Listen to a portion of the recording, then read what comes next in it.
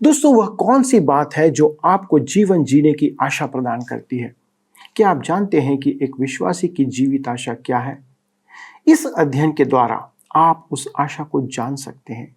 और यदि अब तक दोस्तों आपके पास वो आशा नहीं है, वो उम्मीद नहीं है, तो उसे आप अपनी उम्मीद बना सकते हैं इस अध्ययन पे शामिल होने के द्वारा। जानने के लिए मेरे साथ इस प्रसारण में शामिल हो जाइए और जानिए कि वो धन्य आशा क्या है जो हमको अनंत काल तक ले जाती है।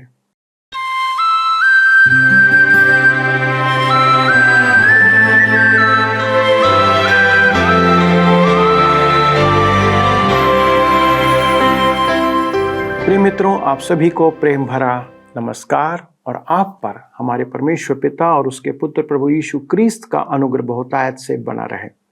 आप हमारे साथ सत्यवचन के एक नए अंक में उपस्थित हैं और मैं आप सभी का इस प्रसारण में स्वागत करता हूं।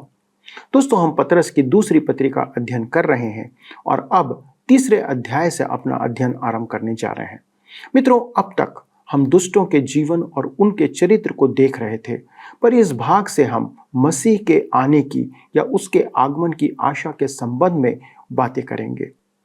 दोस्तों, यदि मनुष्य के पास आशा नहीं है तो उसका जीवन व्यर्थ है, वो निराशा में है, उसके जीने का कोई अर्थ नहीं है। हम इसलिए जीवन जीते हैं क्योंकि हमें हर दिन एक आशा रहती है कि कल या हमारा भविष्य अच्छा होगा, बेहतर होगा। इसी प्रकार हमारे अनंत जीवन के लिए भी परमेश्वर के वचन में अनंत आशा दी गई है। और यदि हमारे पास वह आशा ना हो तो हमें जीवन की ना तो कोई आशा होगी और ना ही भलाई करने का कोई हमारा अर्थ होगा। आज के अध्ययन में हम देखेंगे कि हम कैसे मसीह के आगमन की आशा में जीवन जी सकते हैं। प्रभु यीशु मसीह का आगमन उन सभी के लिए जो सच्चाई और धार्मिकता में जीवन जीना चाहते हैं एक अलौकिक आशा है, एक स्वर्गिक आशा है। एक विश्वासी के लिए वही एकमात्र जीने की सामर्थ्य है। दोस्तों, हम अंत समय में जीवन जी रहे हैं जब लोग हंसी ठट्ठा करने में अधिक आनंद लेते हैं और अपने मन की अभिलाषा के अनुसार जीवन जीना चाहते हैं।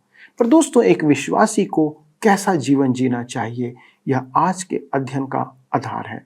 तो मित्रों, बड़े ही धैर्य के साथ इस अध्ययन में शामिल होइए क्योंकि यह हमारे जीवन से, हमारे अनंत जीवन से संबंधित है।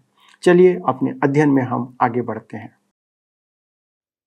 मित्रों, आइए आज हम अपने अध्ययन को दूसरा पतरस की पत्री 3 अध्याय उसके 1 पद के भाग 2 से अपने अध्ययन को आरंभ करेंगे।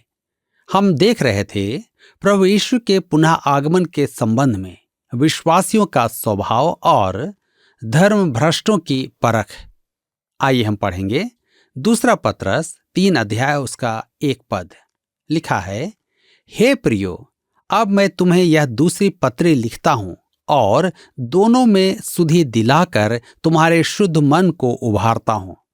शमौन पतरस स्पष्ट करता है कि वही इस पत्री का लेखक है। कहता है, सुधि दिलाकर तुम्हारे शुद्ध मन को उभारता हूं।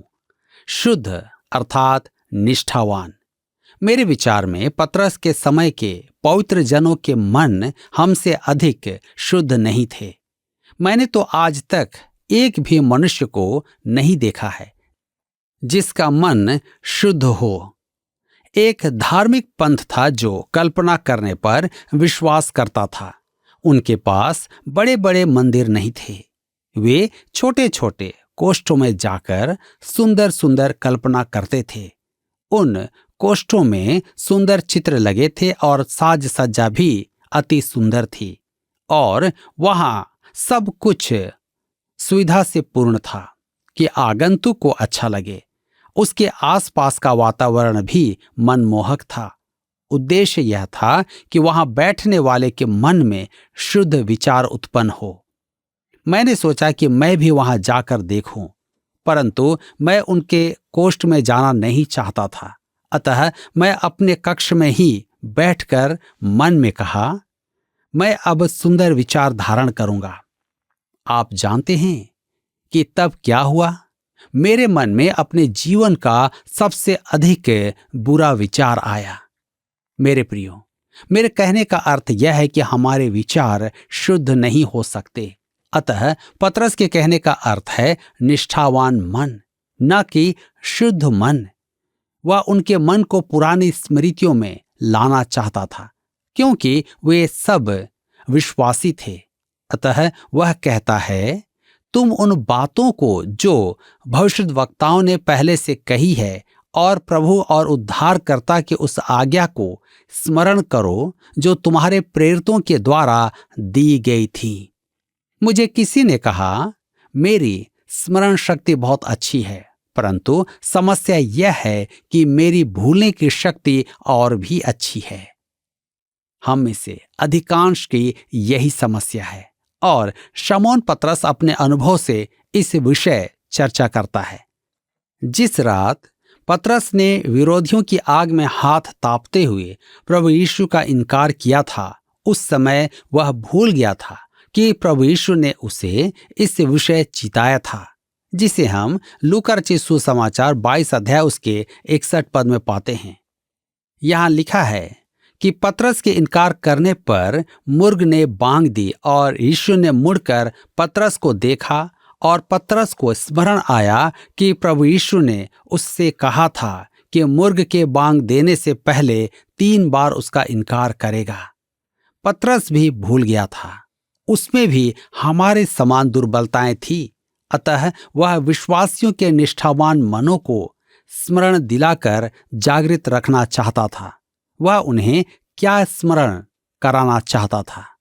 आइए हम पढ़ते हैं 2 पतरस 3 अध्याय उसके 2 पद। लिखा है कि तुम उन बातों को जो पवित्र भविष्यद्वक्ताओं ने पहले से कही हैं और प्रभु और उद्धारकर्ता की उस आज्ञा को स्मरण करो जो तुम्हारे प्रेरितों के द्वारा दी गई थी।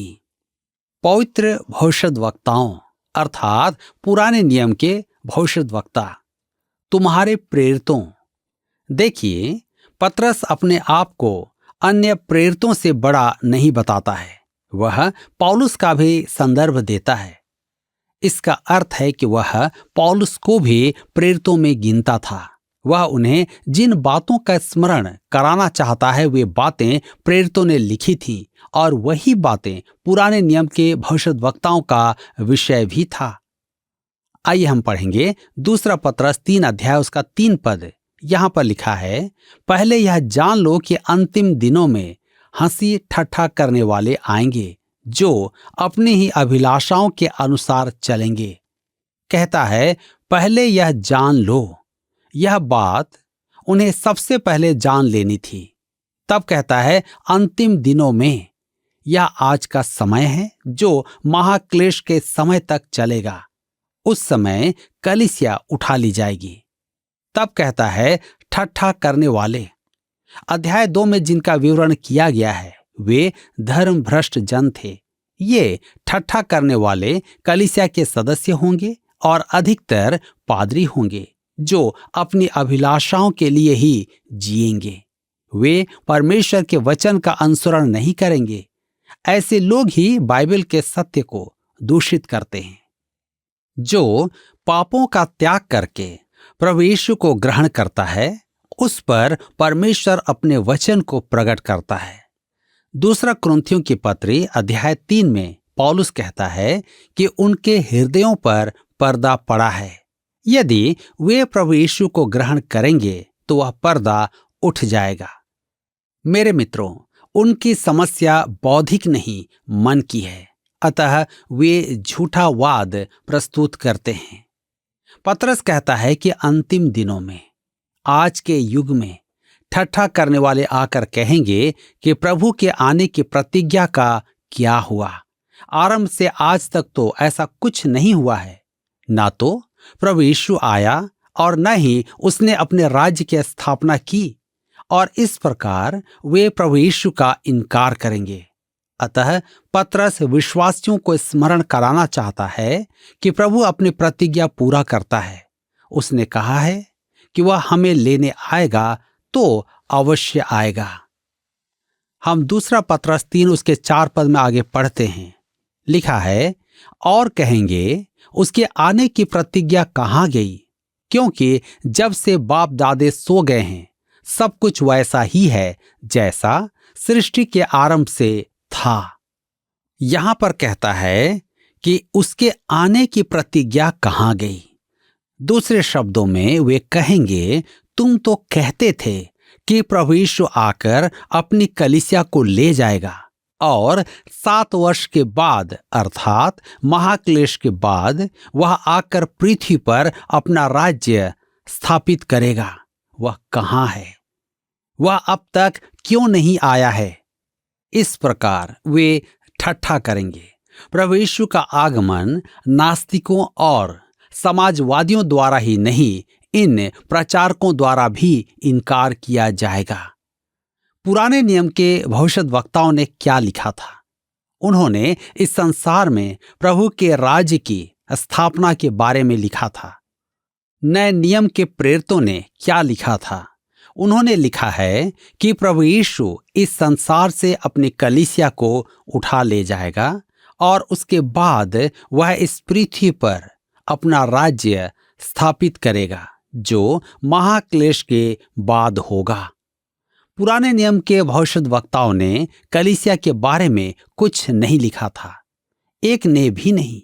उन्होंने केवल पृथ्वी पर उसके राज्य की स्थापना के बारे में लिखा था। केवल यीशु मसीह ने ही अपनों के लिए फिर आने की प्रतिज्ञा की थी। यूहन्ना रचित सुसमाचार 14 अध्याय उसके 2 और 3 पद में लिखा है, मैं तुम्हारे लिए जगह तैयार करने जाता हूं, और यदि मैं जाकर तुम्हारे लिए जगह तैयार करूं तो फिर आकर तुम्हें अपने यहां ले जाऊं, कि जहां मैं रहूं वहां तुम भी रहो। यह स्थान न तो पृथ्वी पर है और न ही जैतून के पर्वत पर। आप जाकर देख सकते हैं। आज वह पर्वत निर्जन पड़ा है। प्रभु यीशु स्वर्ग में हमारे लिए जगह बनाने गए हैं। पहला थिस्सलुनीकियों की पत्री 4 अध्याय उसके 17 पद में लिखा है कि हम उससे हवा में भेंट करेंगे।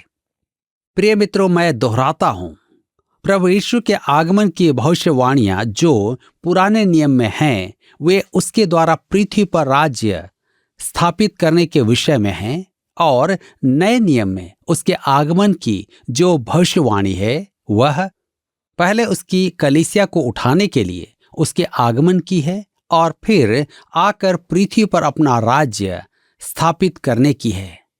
इसलिए कहता है, जब से बाप दादे सो गए हैं, सब कुछ वैसा ही है जैसा सृष्टि के आरंभ से था। ठट्ठा करने वालों का यह एक ही विवाद का विषय होगा, और आज ऐसा ही हो रहा है। बाप दादे से उनका अर्थ है आदम से। ठट्ठा करने वाले जैसा पहले था के सिद्धांत पर चलते हैं। अब तक कोई असामान्य घटना नहीं घटी है, जैसा है वैसा ही चलता चला आ रहा है। मनुष्य की उत्पत्ति से अब तक सब कुछ क्रमानुसार विकसित होता चला आ रहा है। पतरस कहता है, यही तो तुम्हारी भूल है। यदि तुम सोचते हो कि पहले कुछ नहीं हुआ है, तो मैं तुम्हें बताता हूं। अब पतरस 3 संसारों की चर्चा करता है। यह कोई विचित्र बात नहीं है। आज अनेक वस्तुएं त्रिएक हैं। हम त्रिएक संसार में वास करते हैं। हम उस ओर अग्रसर हैं जब एक विश्व शासक का उदय होगा। आज के महान विचारक पृथ्वी पर मनुष्य के अंत की चर्चा करते हैं। तो आइए हम आगे देखेंगे संसार के लिए परमेश्वर की योजना। प्राचीन संसार। अब पतरस त्रिएक संसार की चर्चा करता है। हम सबसे पहले प्राचीन संसार को देखेंगे। दूसरा पतरस 3 अध्याय उसके 5 और 6 पद में लिखा है, वे तो जानबूझकर यह भूल गए कि परमेश्वर के वचन के द्वारा आकाश प्राचीन काल से विद्यमान है और पृथ्वी भी जल में से बनी और जल में स्थिर है। इसी के कारण उस युग का जगत जल में डूबकर नष्ट हो गया। कहता है, वे तो जानबूझकर यह भूल गए। वैज्ञानिक और पढ़े लिखे ज्ञानी जन तो इस कारण बुरे हाल में हैं। कहता है, उस युग का जगत जल में डूबकर नष्ट हो गया, अर्थात मनुष्य और सब पशु नष्ट हो गए थे। यह उस समय के संदर्भ में भी हो सकता है जिस समय आदम की रचना नहीं हुई थी, या नूह के समय के जल प्रलय का संदर्भ हो सकता है। मैं नूह के जल प्रलय को ही मानता हूं। आदम से पूर्व इस पृथ्वी पर परमेश्वर का दंड आया था। यशायाह नबी की पुस्तक 14 अध्याय उसके 12 से 14 पद इसका संकेत देता है। हे भोर के चमकने वाले तारे, तू कैसे आकाश से गिर पड़ा है। तू जो जाति जाति को हरा देता था, तू अब कैसे काट कर भूमि पर गिराया गया है।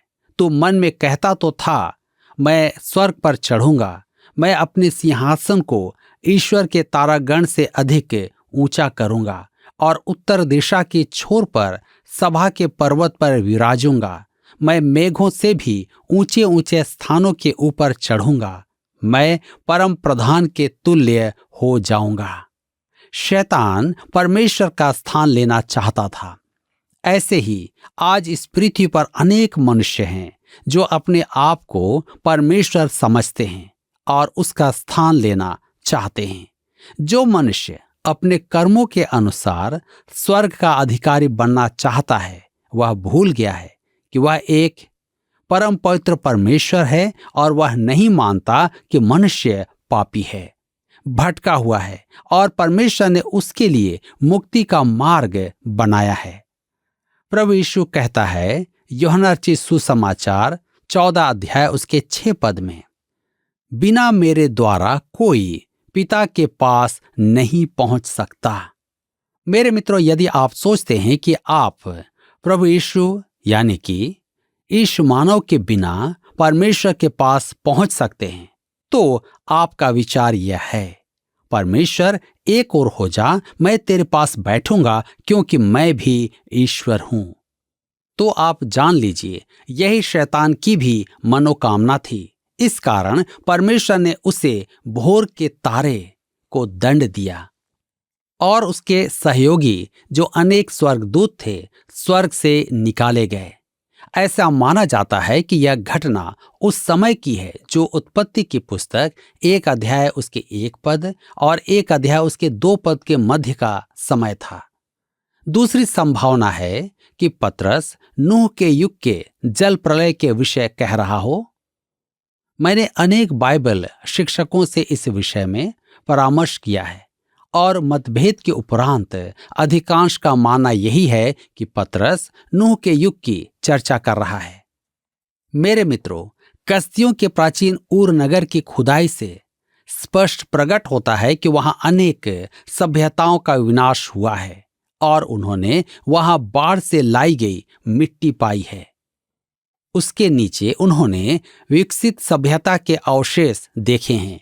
अतः पतरस जिस घटना का उल्लेख कर रहा है वह नूह के युग का जल प्रलय है। पृथ्वी पर इस जल प्रलय के पर्याप्त प्रमाण आज भी मौजूद हैं। अब यह घटना कोई सी भी रही हो, नूह के युग की या आदम से पूर्व की, मुख्य बात यह है कि प्राचीन काल में कभी ऐसा हुआ था। भयानक विनाशकारी घटना के कारण पृथ्वी पर से जीवन का अस्तित्व समाप्त हो गया था। और ये सारी बातें आज हम सब की जानकारी के लिए है, ताकि हम इस बात को जानें कि हमारा परमेश्वर हमारे लिए जगह तैयार कर रहा है ताकि हम फिर उसके पास चले जाएं। तो प्रिय मित्रों, आपने देखा कि आज का अध्ययन हमें कुछ ऐसी बात स्मरण कराता है जो पुराने युग के लोगों की घटना पर आधारित है। जब नूह के समय में पाप के कारण पूरा संसार जल प्रलय के द्वारा नाश किया गया था, परमेश्वर ने उस समय भी उन्हें बचाना चाहा। दोस्तों, नूह ने 120 वर्षों तक उन्हें प्रचार किया। वह अपना जहाज बनाता रहा और प्रचार भी करता रहा, पर किसी ने उसकी बात पर विश्वास नहीं किया। उनके लिए आकाश से पानी बरसना एक असंभव बात प्रतीत होती थी, क्योंकि तब तक ऐसा कभी नहीं हुआ था। उस समय तक धरती ओस से सींची जाती थी, पर परमेश्वर ने ऐसा कहा और समय आने पर उसने सभी को जल के द्वारा नाश कर दिया। दोस्तों, आज भी परमेश्वर के वचन पर लोगों को विश्वास नहीं होता है कि प्रभु यीशु मसीह अपने लोगों को अर्थात अपनी कलीसिया को लेने के लिए बादलों पर आने वाला है, कि वह उन्हें बादलों पर उठा ले, फिर वह पुनः इस संसार पर राज्य करने के लिए आएगा। लोग इन बातों को परियों की कथा कहते हैं और उसकी प्रतिज्ञा पर विश्वास नहीं करते। हम विश्वासी इस बात पर विश्वास करके ही विश्वासी कहलाते हैं। दोस्तों, आपका विश्वास आज किस बात पर है? क्या आप संसार के समान सोचते हैं कि यह सब व्यर्थ है, या आप उसके आने की प्रतिज्ञा के साथ उसके प्रति सजग हैं? एक विश्वासी को मसीह के आने की प्रतिज्ञा की आशा में ही जीवन जीते रहना चाहिए, क्योंकि यदि हमारी आशा परमेश्वर के वचन पर है तो हम उसके साथ ले लिए जाएंगे एक दिन। आइए हम परमेश्वर को धन्यवाद दें कि उसने हमें ऐसे ही नहीं छोड़ दिया है, पर हमें प्रतिज्ञा दी है और एक दिन वह उस प्रतिज्ञा को पूरी भी करेगा। यही हमारा विश्वास है और हमारा भरोसा भी। आइए दोस्तों, परमेश्वर को धन्यवाद दें इस बात के लिए और प्रार्थना करें। स्वर्गीय परमेश्वर पिता, हम धन्यवाद देते हैं कि आपने अपने विश्वासियों को, आप पर भरोसा और विश्वास रखने वालों को एक जीवित, एक अनंत आशा दिया है। पिता परमेश्वर, कितने लोग हैं जो इस पर विश्वास नहीं करते, कितनों के लिए ये बातें भ्रम की हैं, परंतु पिता हम धन्यवाद देते हैं उन लोगों के लिए जिन्होंने इन बातों पर विश्वास किया है, जिन्होंने बिना देखे इस बात पर विश्वास किया है, जिन्होंने आपके वचन पर विश्वास किया है। प्रभु, आप अपने समय पे इनका आदर करना, अनुग्रह करना प्रभु, कि हम सब जब आपका आगमन हो तो बादलों पर आपके साथ उठाए जाएं। पिता, हमें बहुत से परिवर्तन की आवश्यकता है, हमारा जीवन सिद्ध नहीं है, हमें बहुत सी चीज़ों में अपने आप को सुधारने की आवश्यकता है। अनुग्रह करना पिता कि हम सब, हमारे सारे दर्शक सब यही प्रार्थना करें कि हम आपके स्वरूप में, मसीह यीशु के स्वरूप में उस सिद्धता की ओर बढ़ने के लिए प्रयत्नशील रहें। अनुग्रह करना पिता और हमारे जीवन में इस कार्य को पूरा करना। धन्यवाद के साथ विनती प्रभु यीशु क्रिस्त के नाम से मांगते हैं, आमीन। दोस्तों, आज के अध्ययन के आधार पर यदि आपके पास कोई प्रश्न है तो कृपया हमसे संपर्क करें। हमारे काउंसलर आपके लिए तैयार हैं, उपलब्ध हैं कि आपको उसका जवाब दे सकें। अगले प्रसारण में इस अध्ययन को आगे बढ़ाएंगे। तब तक परमेश्वर का अनुग्रह, उसकी आशीष आपके जीवन में बनी रहे। प्रभु आपको अनेक अनेक आशीषों से परिपूर्ण करें। आइए अब हम प्रश्नों को देखें। पिछले प्रश्न का उत्तर है ए, पत्थरवाह किया जाना।